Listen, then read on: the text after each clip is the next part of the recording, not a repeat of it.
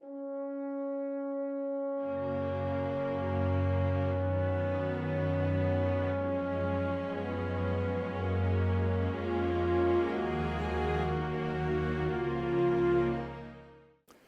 good morning, Patriots. Welcome to the 298th consecutive Friday meeting of the East Valley Red Friday Patriots. Thank you for your support, and believe me, we are elated to have you join us this morning. You know, our numerical analysts have reported that we have 112 in attendance this morning. That's quite a healthy turnout, so thank you. So again, thanks to all of you for joining us and demonstrating your support for the 228,000 service members and DoD personnel serving America in over 150 countries around the world. And to those of you who may be following us on YouTube, thank you for your support. By the way, speaking of attendance, Jim Kenyon, where are you? Raise your hand. Jim's over here. Have you folks noticed that Jim, who is our most senior numerical analyst, has a tally counter in his hand? Jim, raise that tally counter. You've put it away? What if somebody comes in, you lose count? You know, Jim is an Army vet, and like most of us who served in Uncle Sam's Army, occasionally we need help, especially when it comes to anything having to do with numbers. And ever since Jim started using that apparatus, our head count accuracy has improved dramatically. Jim, I just hope that you took out an extended warranty on that contraption, because if we keep getting this size attendance, you're going to wear it out pretty quickly. Well, today, February 14, is Valentine's Day. It's a holiday that's besieged by legend after legend as to its origin. But I think most who have researched the origin agree that the holiday originated as a Christian feast day. And it's alleged to be named after a priest who, around year 50 AD, defied an order by Emperor Claudius that forbade Roman soldiers from getting married. In fact, the priest was secretly marrying couples to spare the husbands from war. He was eventually arrested and beheaded for his defiance. And around year 270 AD, he was martyred by the church and given the name Saint Valentine, patron saint of lovers. Now, ladies, we menfolk have every intention to continue exchanging Valentine cards, sending flowers and chocolates, taking you out for a fine dining experience to celebrate this particular holiday. You certainly deserve the attention and the honor for all you do for us and for your families. But one of these days, I just want someone to explain to me why some dude who couldn't follow orders and got his head chopped off for insubordination deserves all the hoopla and causes me to dig so deep into my pocket.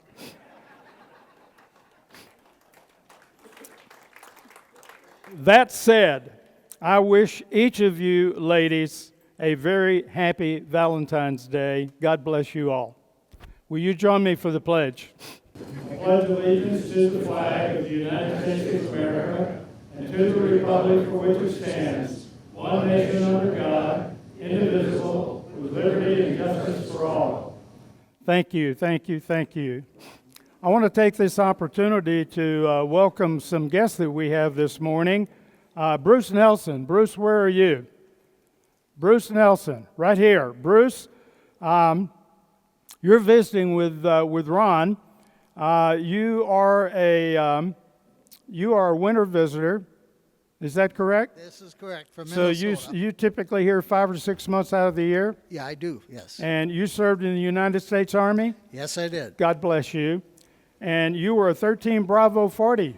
Mm-hmm. You had some pretty heavy supervisory experience there. I did, yes, sir. And what all were you involved with during that period, 68 to 69? I was with the 1st Air Cav in Vietnam. Where's your hat, bro? Well, I'll help you there. Welcome. Thank you for joining us. thank you. Appreciate it. Also, we have Gail Connell. Gail, where are you? Gail, standing right here. I believe that my lovely lady Hank invited you. Is that correct? That is correct. We are really glad to have you with Thank us you. today. You're a Las Palmas Grand resident. Yes, and I'm you've right. been there for a while. Yes, sir. Thank you for joining us. We hope you come back again, Gail. Thank you. And Joyce Massey. Joyce, where are you? Joyce. Joyce is a guest of Terry Rapp, and you feel pretty comfortable with that relationship? With her? Oh, yeah. I have She's- the utmost wait. regard for Terry. She She's is a volunteer personified. Great lady. Great lady. Joyce, you Yes. are a full-time resident here, yes, Yes, in I Arizona? am. Mm-hmm. We're glad to have you out with us today. This is your first visit. Yes, it is. I never get up this early, so I did it for her. Can this become habit? It could be, yes. I hope you join us again. Thank Okay, you. Thank you.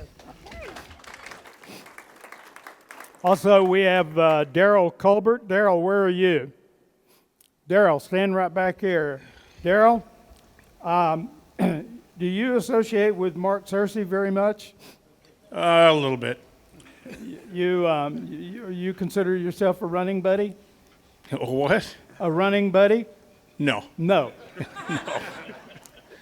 You might be well off not running with that buddy. He's a good man. You're out of Montana, Yes, sir. and you're a United States Navy Fleet Safety veteran. You are a United States Navy retiree. Yes, I am. You served 76 to 2014. Yes, I did. Thank you for your honorable service. Thank you. Join us again. We also have Dick Hadlock. Dick, where are you? Dick, you are a guest of Dennis Johnson, I am. and you are a United States Army veteran, HUA, 68 to 70, 11 Bravo Grunt. Yep. And you are a winter visitor here, and you predominantly reside in Nevada. I do. It's a good place to reside. How's that Nevada during the summertime?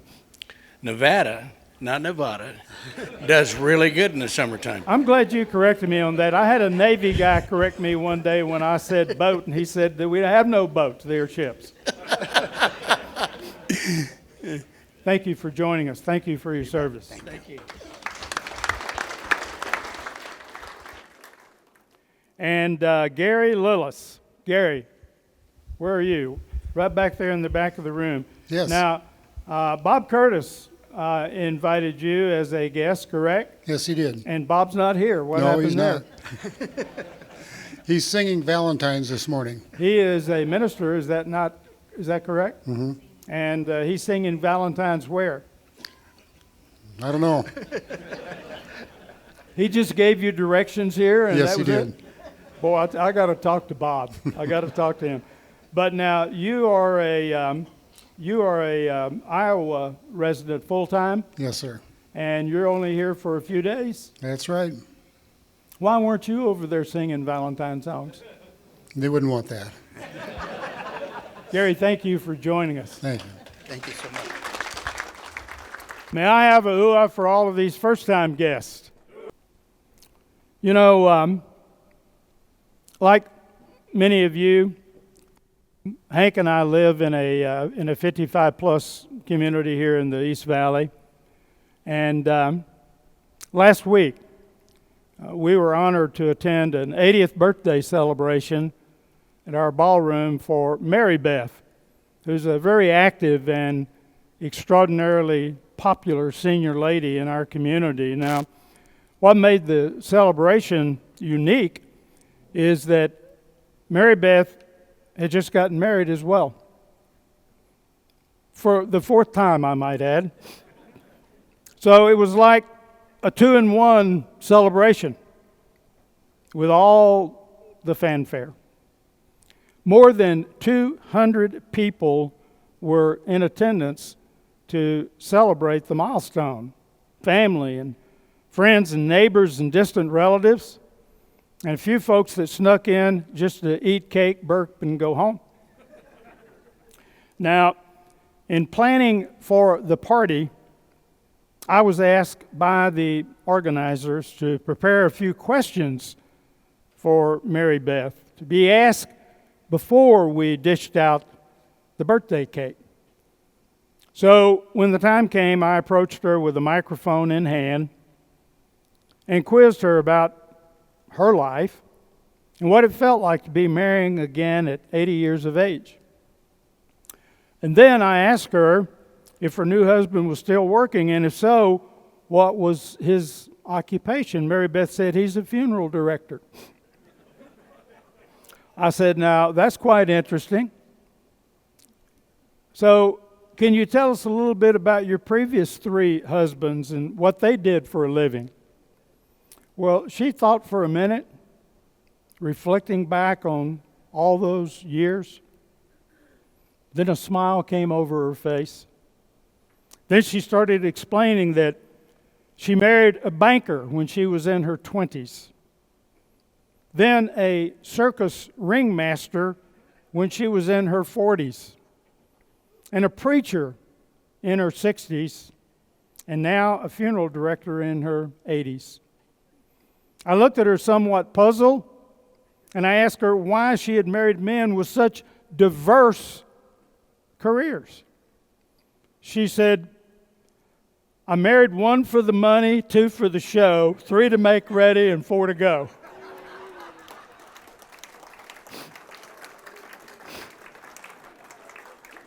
You can't ever tell what may come from the lip of seniors, can you? Ladies and gentlemen, this morning I have the distinct honor of introducing our guest speaker, Major General Michael Mick McGuire, United States Air Force retired. Born in California, General McGuire has lived in Arizona most of his adult life. He received his commission from the United States Air Force Academy in 1987, obtaining a Bachelor of Science in Chemistry. Graduated pilot training at Shepherd Air Force Base in Texas before serving on numerous operational, combat, and training assignments. General McGuire is a F-16 Fighter Weapons School graduate and command pilot with more than 4,000 flying hours.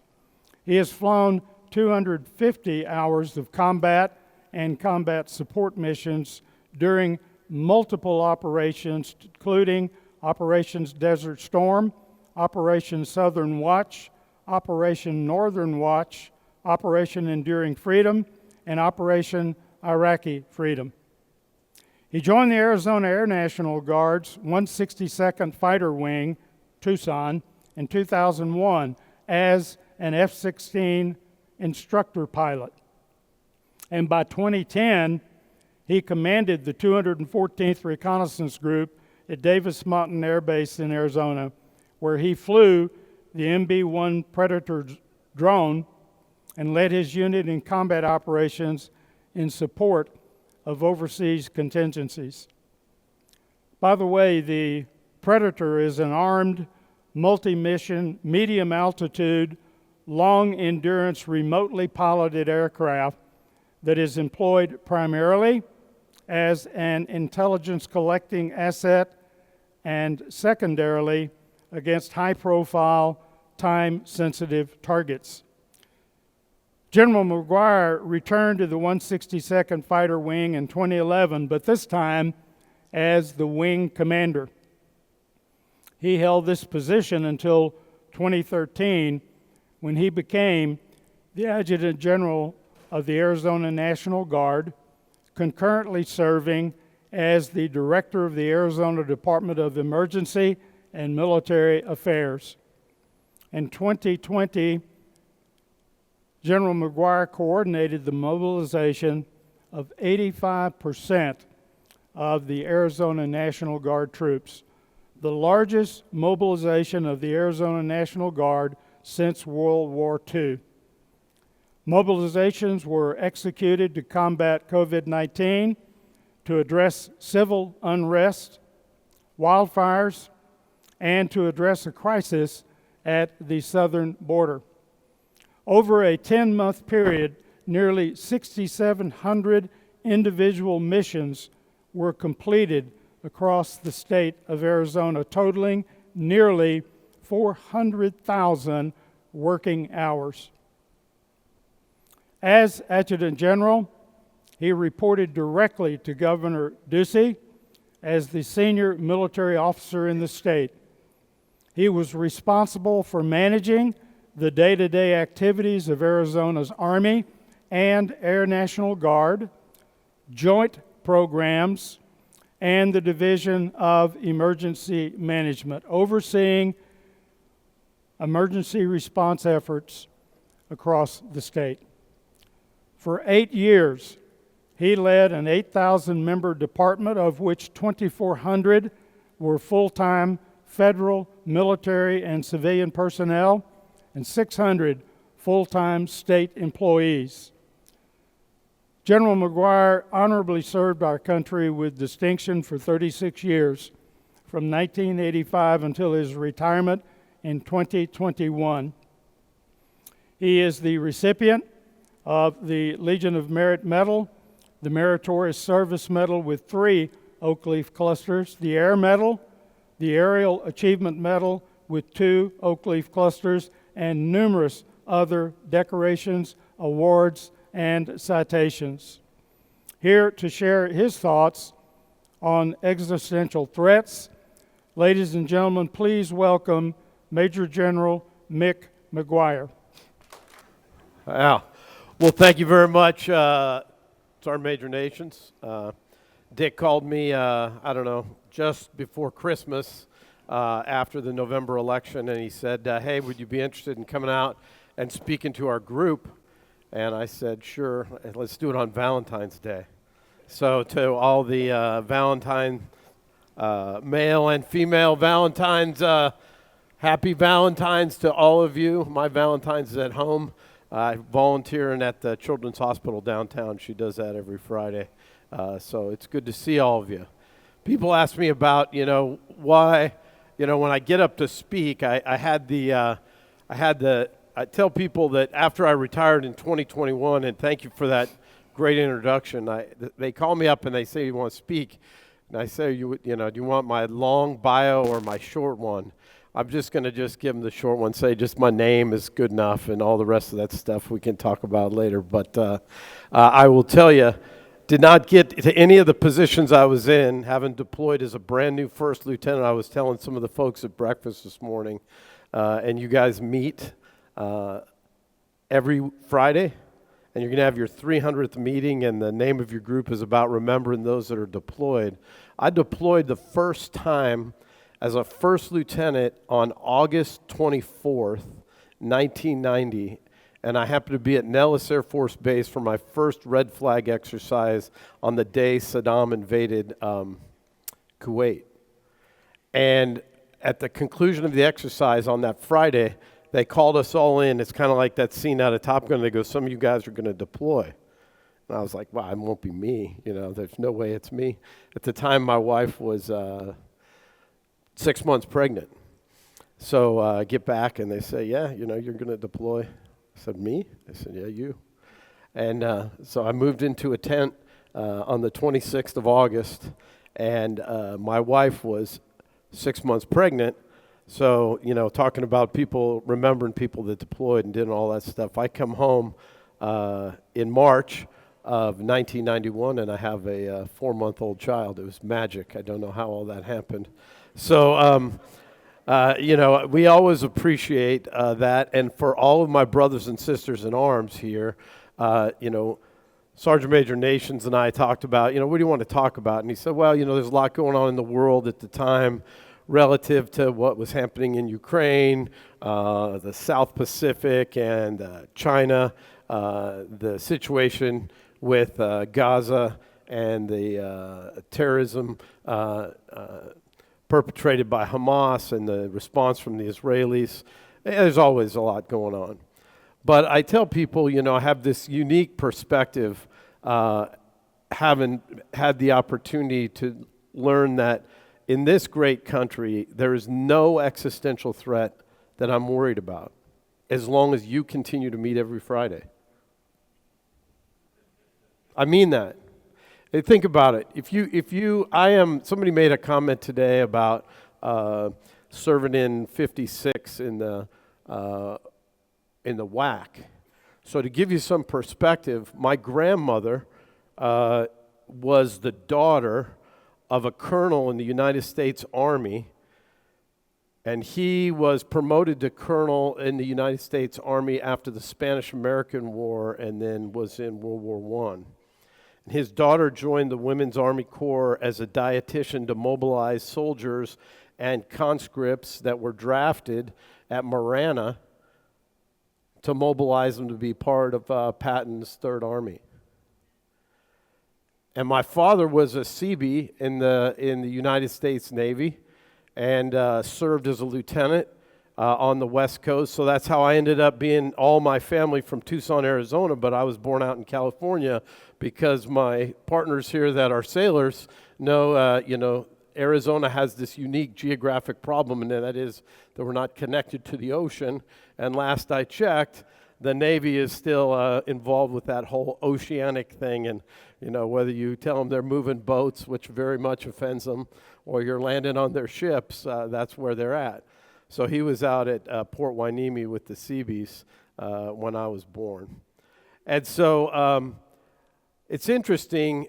It goes back further than that.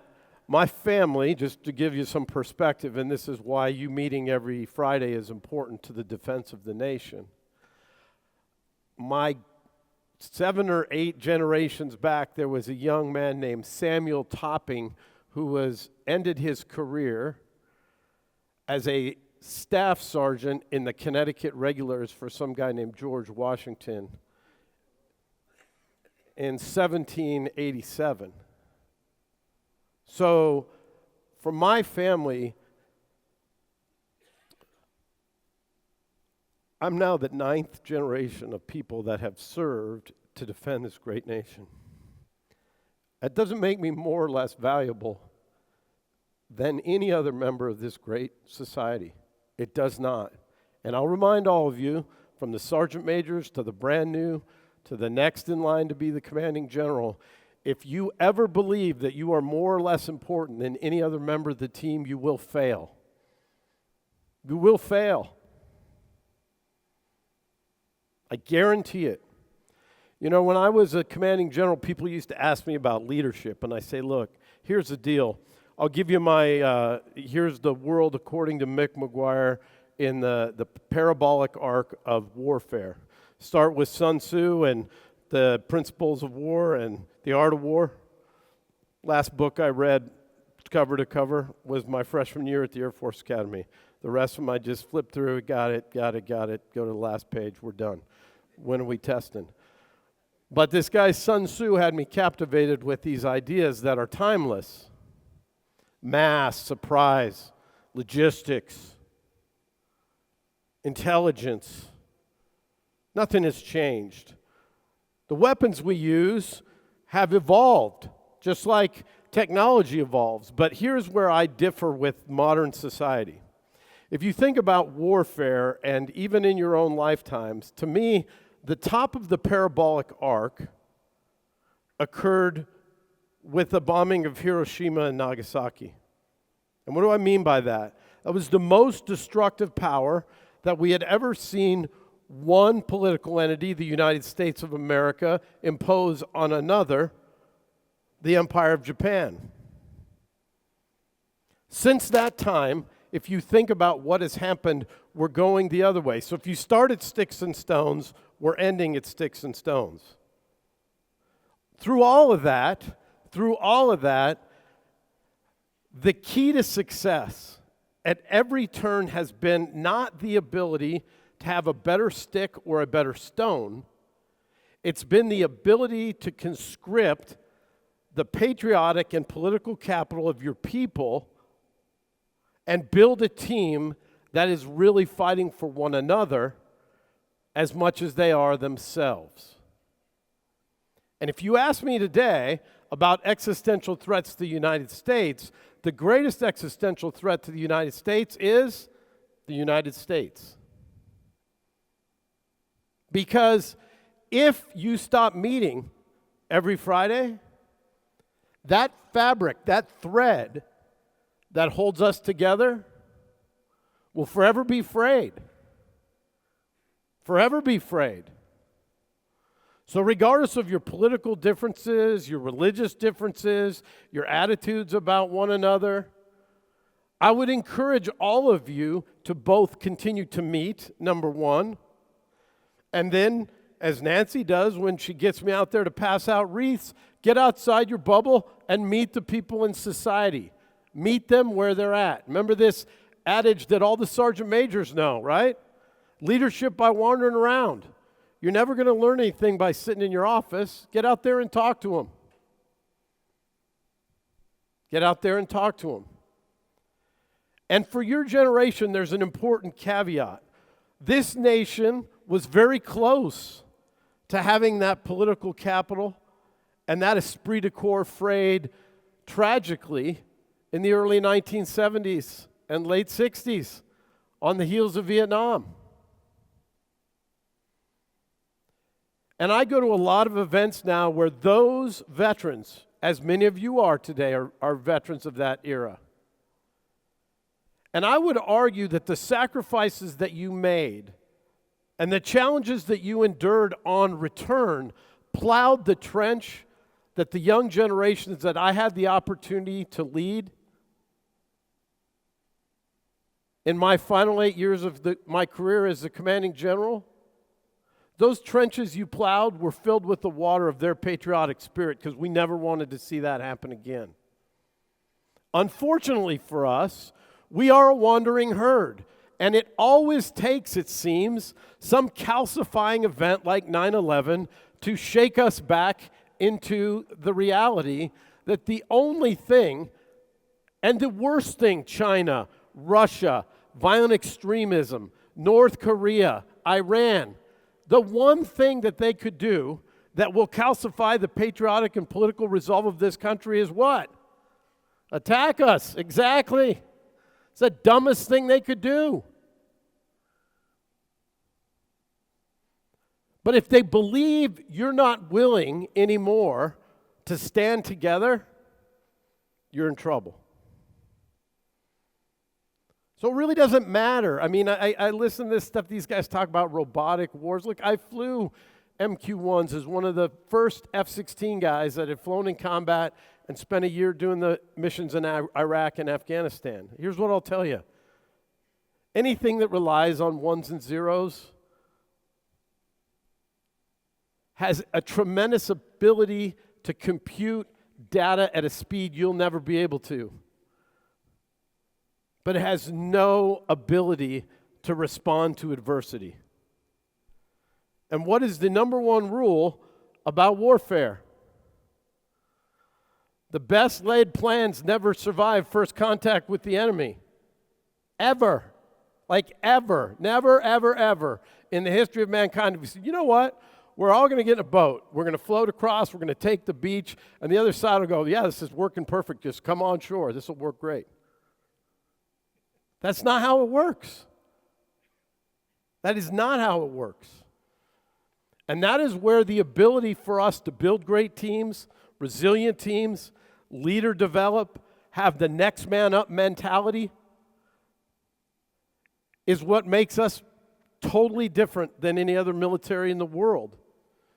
Not just in the past, but today. And I can say that with a level of expertise that maybe some others can't, because when Sergeant Major Nations mentioned that I was the commanding general down at the 162nd, for those of you that don't know what that is, it's the largest F-16 wing in the Air National Guard. Yes, I flew 4,000 hours in the F-16. Yes, I can make the trees big and small. Yes, I was paid to put warheads on foreheads. That was my job. But we trained 33 partner nations from Europe, Asia, Australia, Africa, South America. And here's what I can tell you. Great people, talented. I could make them get the trees big and small. I could teach them what buttons to push to put warheads on foreheads. But what I could never do was train that primacy effect that we have in this country, which is the ability to be the one that dropped off the top of the stage like that cat that lands on its feet. What is it in our society that is that? What makes that?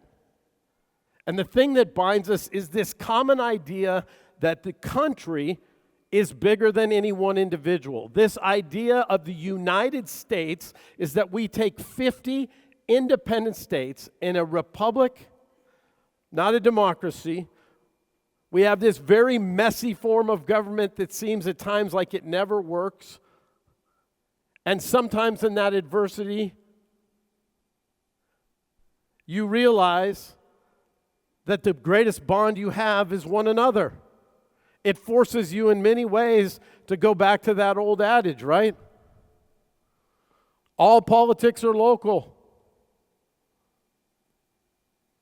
You're always going to do things in that faith, family, duty paradigm that we talk about, right? You got to have faith in something bigger than yourself. Somebody asked me one time about serving in the military. I said, the only condition is you have to have faith in something. I don't care if you're Christian, Jewish, Muslim, believe in redwood trees. Don't care. But you better care in something bigger than yourself, because if you believe that the only thing in life that matters is you and a completely narcissistic approach to things, you got no chance in this organization.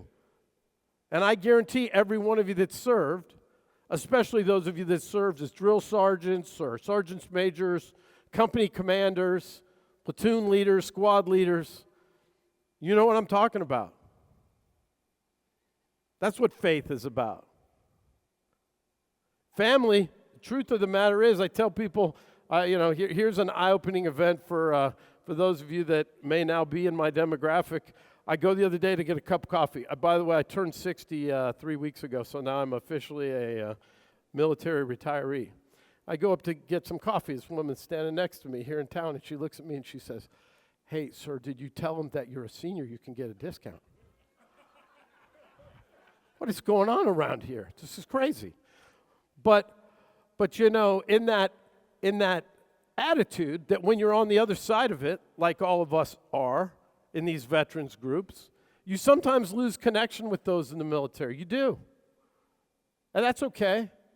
There's a distinct bright line between the active component forces in the VA and the government and the way we do things. Truthfully, when I was the commanding general, as I've told Nancy and others, I love the veterans groups, but if I responded to every single thing they asked me to do, that's all I would do all year long. Right? It's not a bad thing, it's just the reality. And so, when you're in this group, I think the most important thing that you can do is understand that leadership by example, explaining to them what you did, talking to those youngsters and not believing that the next generation is lost, but the next generation is the next greatest generation. Because no offense to all of you, if it is going to devolve to sticks and stones, I'm going to find a bunch of 25-year-olds that can bench past 350 pounds. Right?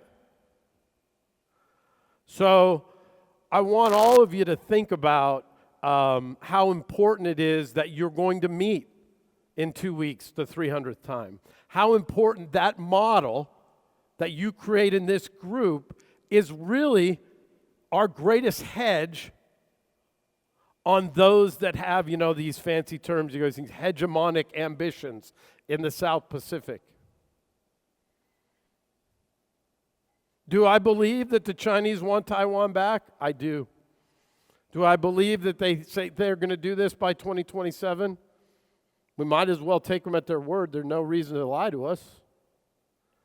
Do I believe there's some political and military advantage by presenting your position if you're in a position of strength? I absolutely do. I'll give you an example. After about the first 10 days of the first Gulf War, I happened to, call it good luck or bad luck, I participated in the largest daylight raid since 1945 on January 19th, 1991. Also turned out to be the most costly mission of the Gulf War. We lost 4 F-16s that day. I happened to have a guy right over here on my right get shot down right over downtown Baghdad. We thought he was dead. He's one of the first prisoners of war in that engagement. But after about 10 days, we had literally attrited all of the air defense other than the few aircraft they had left. So all the missiles had been launched. Most of their AAA had been exhausted. We basically now are in an uncontested environment with total air dominance. They have just a smattering of aircraft out there. Up until this point, our objective was to get there and not let them know we're there. By day 10, we go into Baghdad. You know what we're going to do? We're going to climb up to 36,000 feet. We're going to get into the contrails, and you are going to see literally an armada of aircraft head in your direction. Now, if you're sitting on the ramp at Talil and just south of Baghdad, considering what next, what do you decide to do? Do you jump in the aircraft and run out and take off, or do you say, I'm not a math major. I don't have the clicker that the guy in back does, but there's a lot of those things out there, and there's only 2 of us, so I'm good. We're good here, boss. Similarly, China can signal the same way, right? If they believe you're not serious, they're going to signal this. So I would encourage all of you, blind to any political affiliation, watch what happens with their public signaling in the next year. It's too early to tell, in my opinion, how it's going to go. I do think that what's happened in the Middle East with the release of the hostages is definitely a positive development, and I believe the forcing function of getting countries to get serious about that problem and not let this happen again is a real thing. How those other countries get involved, what does that mean, what does it look like, time will tell. But I can guarantee you all of those decisions made by both your adversaries and your own team are going to be dictated by leadership. If you have a team with great leadership and a community that understands how to band together that resolve the same way this group has, we're going to win. We are going to win. I used to tell people all the time, an army without hope is a defeated army. We in the United States are not a defeated army. We are not. We are not. And so many times I talk to groups like, the next generation doesn't get it, they don't care. Think about my life in 2019 and then my life in 2020. Then the mention was made, we mobilized 3,800 National Guardsmen from the state of Arizona on the direction of the governor on the 27th of April, after we had declared a statewide emergency relative to the pandemic on the 15th. And in June, we mobilized another 1,080 as a result of the civil unrest and the activity that was happening in cities around the state and nation, including here in Phoenix. At the exact same time, we had 800 Arizona Guardsmen deployed forward in Iraq, and none of that stuff stopped, right? Every one of these kids could have told me, none of them was drafted. I'm not doing it. Not one person that I offered a mobilization order to, of those 6,700 mobilization orders, not one of them said no. Not one. That's pretty impressive. So if you're not sure if they're good guys, good girls, bad girls, trust me, those men and women that are serving today are great Americans across the entire enterprise. And my greatest fear is that we allow internal forces to destroy the esprit de corps that has built this great nation. Because if we stop that, the future's bright. If we allow that to happen because we retreat to our corners and we no longer will communicate, I make no guarantees about what next.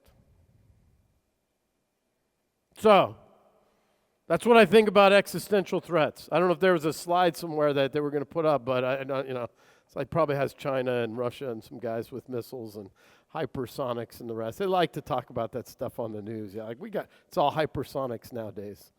Okay, it's all ball bearings at one point. So, there you go. So I appreciate you guys having me on this great Valentine's Day. I hope that you leave here today understanding that my message for you is you are part of this long, gray, blue, green, whatever color line, red you want to pick in this great country, right? But you're an American citizen, soldier, sailor, airman, Marine, Coast Guardsman, member of the Space Force, teacher, factory worker. You're an American, then fill in the blank. You're not a hyphenated American. You're not anything else American. That's what you are. You're no greater or lesser. You just have a different set of duties, authorities, and responsibilities. And if all of us remember that, we'll win. If all of us forget that, we're in big trouble. And so when you're out there talking to people, talk to them about keeping an eye out for great leaders, because that's how we're going to turn this around. There is no corporation in America. Somebody made the comment about, unfortunately, we've had a really bad run of luck on the safety front in aviation, in shipping. We had an issue with a carrier. I have never once in my 36 plus years of service time saw a mishap report where leadership was not mentioned as a cause for what happened. Not one time. And it will never change. You watch the news channels. Here's the code for all the great enlisted soldiers, sailors, airmen, and Marines in here, for the officer code that they, tell you about, but they never tell you about. Scroll at the bottom of the screen says the commander of fill in the blank was removed for loss of confidence. That means it's for failed leadership, right? Great leaders, what is it?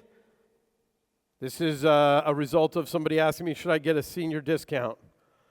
I used to not know what it is. I've had a lot of times to think about what it is, and you will know it when you see it. Here is what it is. Good leaders are confident. Great leaders are extremely confident. Failed leaders are overconfident. You cannot be a leader without confidence. You cannot. You want to be a good leader, you got to be confident. You want to be a great leader, you have to be extremely confident. You want to be a failed leader, you be overconfident. What does that mean? Like there's no tachometer on leadership, right? How do you learn that? Where is that red line? Some of it's through trial and error, but most of it's through just having a sense of the energy, the feedback, what's happening on the ground. How is the unit? Get out there and talk to them, right? That is not easy to teach. There's no way to train it. There's no way I can just give it to you. I can't just hand you a bucket of extreme confidence. You're going to develop it over time. But there is no better crucible and training ground than our United States military for building great leaders. I can say that. I've had 4.5 years out. I work as doing some business consulting now, talk to corporate CEOs in different areas, and It is an area that the whole country needs. It's not just in the military, but the military, because of the way we make formations, the way we recruit, the way we train, the way we bring people together, it really is the best training ground for building great leaders. It really is. Still is. I think it always will be. And each of you should take great pride and be part of that crucible and being part of that group that has trained those people. You really should. Again, no greater or lesser, but it's a skill, a talent, and an important understanding that you have that other citizens might not, so share it. Don't be selfish with it. Well, happy Valentine's Day, guys. Thanks for your service. God bless you all, and God bless this great nation. You take care. General McGuire, I'd like to take this opportunity to present you with a certificate recognizing and commending your honorable military service, your veteran support initiatives, and also your support of this East Valley Red Friday Patriots group. Welcome to the Order of the Red. Oh, thank you very much. Thank you very much. There we go. Let's get a picture. And Thank as you. well,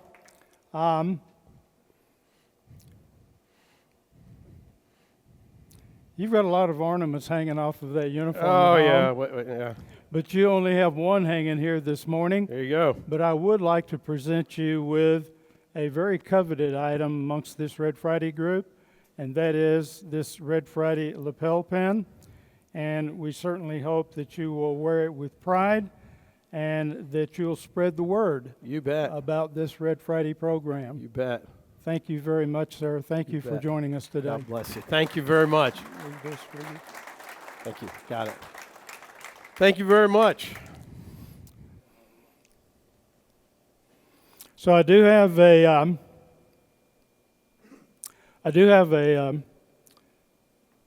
request of you. One of the better and more motivating presentations that we've had in a while, I'm sure. May I have a hoo-ah for General McGuire? Thank you, thank you.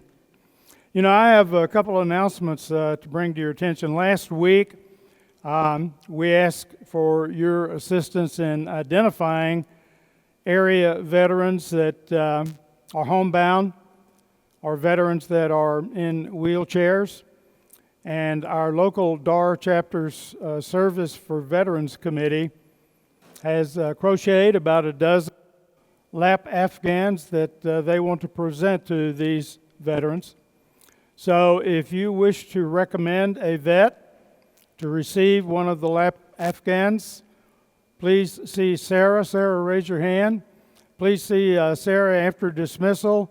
She'll be back here at the greeting desk, and provide her with just a couple of preliminaries, your phone number and the name of the veteran, and she'll get with you to get more details about presenting that Afghan. Additionally, please plan to attend our program next week on February 21. We've scheduled a guest speaker who will deliver, I'm sure you will find, a very interesting and informative presentation, one that you don't want to miss.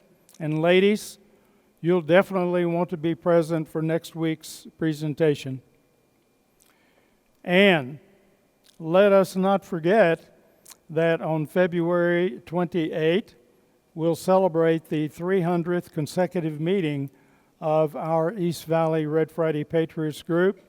We've got a lot in store for you for that celebration. And to our guests, for those of you who have joined us for the first time today, we sincerely hope that you will definitely join us again soon. Please know that you'll always be welcome at our Red Friday assemblies. And as a final reminder, let us not overlook the importance of our mission to keep our deployed warriors in our thoughts and prayers and continue to demonstrate our support for these fine men and women. Enjoy your weekend. Thank you.